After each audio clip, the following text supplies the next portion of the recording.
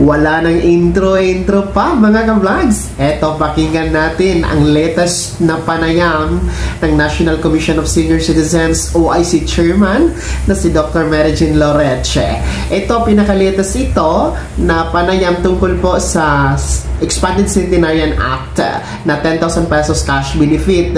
Nais ko itong ipanood sa inyo, no? Dahil mas gusto ko itong interview na ito na ginawa niya dahil kompleto po, no, ang detalye, and of course yung broadcaster niya na nagtatanong ay nagustuhan ko yung mga katanungan niya dahil klaro at kompleto, kaya nais ko din pong ipanood sa inyo para lubos ninyong maunawaan. Narito, mga lolo at lola. Talaga lang, Kathy, talagang for implementation na, hindi na pwedeng maghintay yan.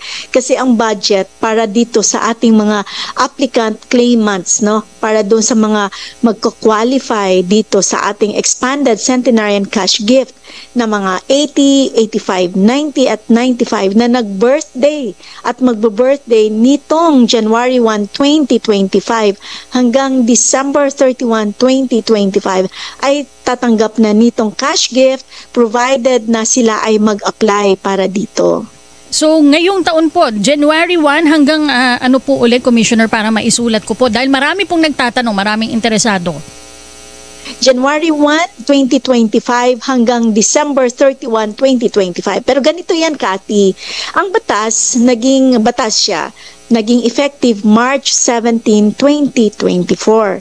Ibig sabihin noon, nung ito ay maging batas, nung March 17, 2024, lahat po ng nag-birthday at naging 80, 85, 90, and 95 after March 16, 2024. Ibig sabihin, sila ay nag-birthday ng March 17, 2024 onwards hanggang December 31, 2024, qualified na din po sila. Subalit, sa kadahilanan na ang inilagak na pondo at napaglaanan ay yung magbo-birthday pa lang ng January 1, 2025 hanggang December 31, 2025, magiging waitlisted po yung sa 2024. But they can also already process the requirements and apply for this. So sa ngayon po, marami na po bang nag-claim, Commissioner? Sa ngayon po, Kathy, ang ating mga opisina, ating mga empleyado ng mga taga National Commission of Senior Citizens on all regional levels, no, nakikipag-coordinate na po sila sa ating mga LGU, sa ating mga OSCA at Local Social Welfare Development Officers upang ito ay maiparating sa kanilang mga miyembro ng kanilang community. So pwede po silang diretsuhan doon mag-apply kasi ang mga forms na sa kanila po, ang ating listahan ng ating mga requisitos nandoon din po. Pagka sila ay nakapag-apply doon sa LGU o sa OSCA o sa LSWDO, heto po ay ipapasa naman ng taga-OSCA, taga-LGU sa ating regional offices upang ito ay ma-validate bago po yan maiakyat dito sa central office at ito ay mabigyan kaagad ng pondo at maibaba natin. Ayan, so buti po nabanggit nyo yung proseso. So doon po sila pupunta doon sa kanilang mga OSCA, karamihan, ano, kung saan po nila kinuha yung kanilang senior citizen ID at doon nila po isasubmit yung mga requirements. Ano-ano po ba yon, Commissioner?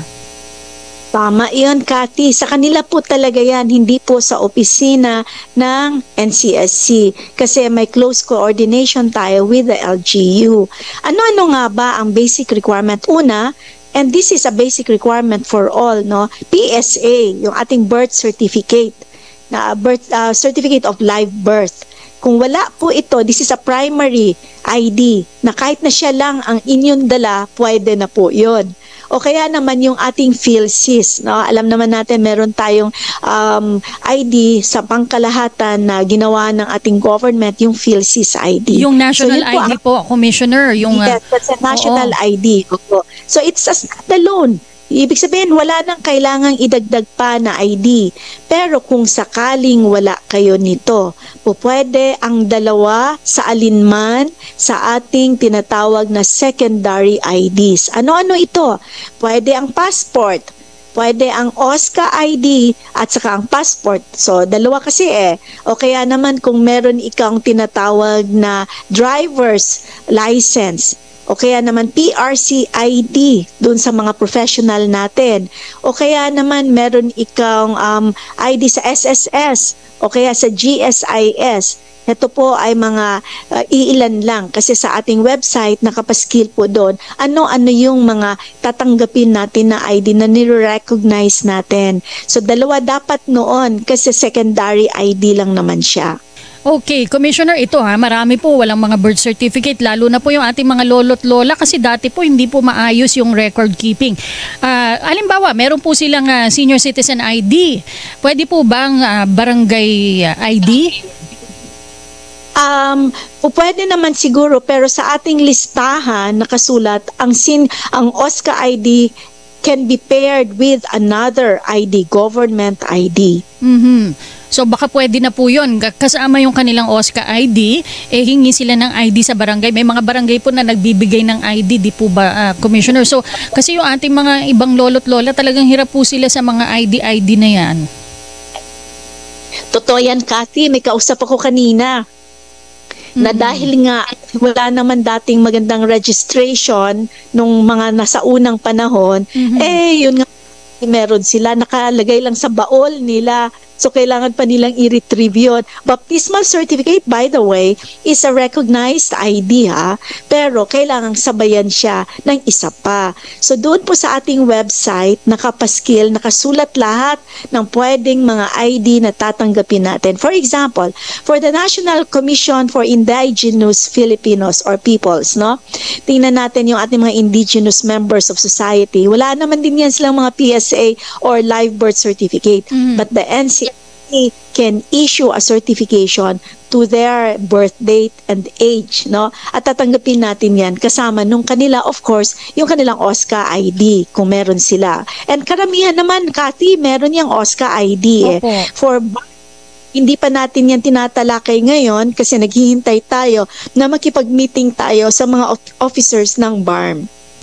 Okay, so halimbawa po meron na po sila dalawang secondary ID o isang primary identification. Ano po ang susunod na gagawin ng ating mga senior citizen na 80, 85, 90, 95, Commissioner? Opo, napakaganda ng tanong na yan, Kathy. Kasi nga naman, heto, application form pa lang tayo at ID. May application form po yan. Kasi hindi po siya, ibig sabihin na ikaw ay milestone ager na 80, 85, 90, 95, automatic ibibigay, hindi. Kailangang i-apply. So may forms tayo sa ating website. Pwede po yung ma-download, www.ncsc.gov.ph. Pag sinearch po ninyo yan, andun yung form, application form para dito. O kaya naman, yung mga hindi techie nating mga nakakatanda kagaya ko, pwedeng dumiretso yan sa ating OSCA o kaya sa ating Social Welfare Development Officers at magpatulong sila doon. So pag nagawa na nila yung application form, kasama nung kanilang ID na isi-xerox yan, heto ngayon ay i-verify ng ating OSCA at saka LSWDO. Pero bago yan, meron din tayong sinasabing full body photo, no? Pwede nakaprint lang yan siya sa ating A4 at saka syempre yung photocopy ng kanilang mga ID. Yun lang, ganun kasimple talaga upang sila ay mabigyan ng kanilang benepisyo. Okay, so pag nasubmit na, ipaprocess po yan, hindi agad-agad makukuha na pag submit mo, mabibigay na sa inyo ang inyong cash gift, Commissioner. Ako hindi. May proseso yan. Kasi tayo ay, we have to follow rules by the COA, by the Commission on Audit, by the Department of Budget and Management. So, pag ito ay inyo na pong naproseso doon sa inyong OSCA o kaya sa inyong LSWDO, dadaan po yan sa opisina ni Mayor. Kasi kailangang magbigay sila ng endorsement na nagpapatunay na kayo ay nandoon nga. At heto ngayon, kasama ng inyong mga papeles, ibibigay yan sa aming regional office. Hindi na po kayo ang magbibigay niyan. Ang atin na pong mga OSCA o sa opisina na ng LSWDO o ng Mayor. Ifo-forward po yan sa ating regional office. Buong Pilipinas, meron po tayong regional offices.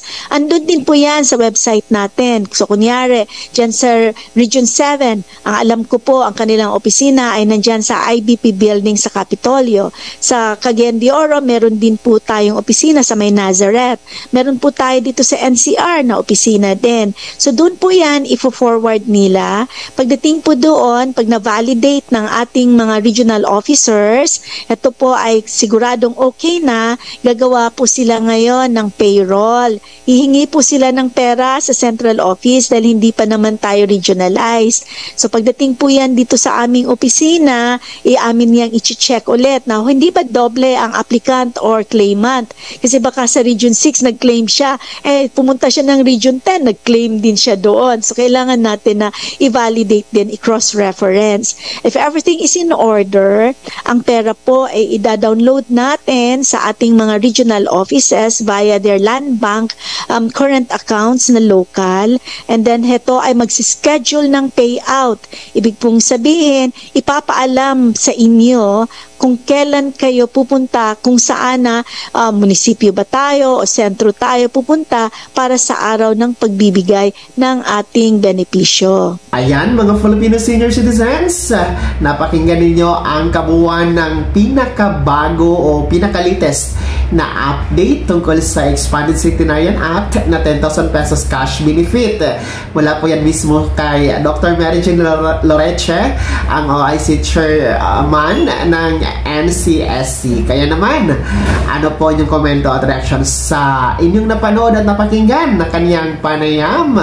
I-komento nyo po sa comment section na nasa baba, mga senior citizen. Bago ako magtapos sa video na to, kung gusto nyo po sumuporta sa aking YouTube channel, maaari nyo po i-click ang ating super thanks button na nasa baba. Sa mga gusto maging miyembro, pwede po i-click yung po ang ating join button. Maraming perks dyan.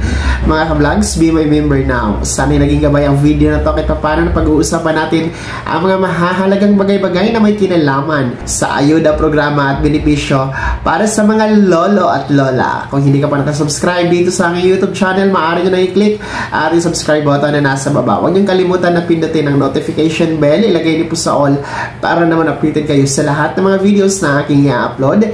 Maaari nyo din i-like ang video na to at kung meron pa mga katanungan, maaari nyo i-komento sa comment section na nasa baba. Paki-follow na din po ang aking official Facebook page na nasa screen nyo. Muli po ako si Daniel Timpawa na nagsasabing dito sa aking YouTube channel, Pawang Katotohanan, at lahat totoo lamang.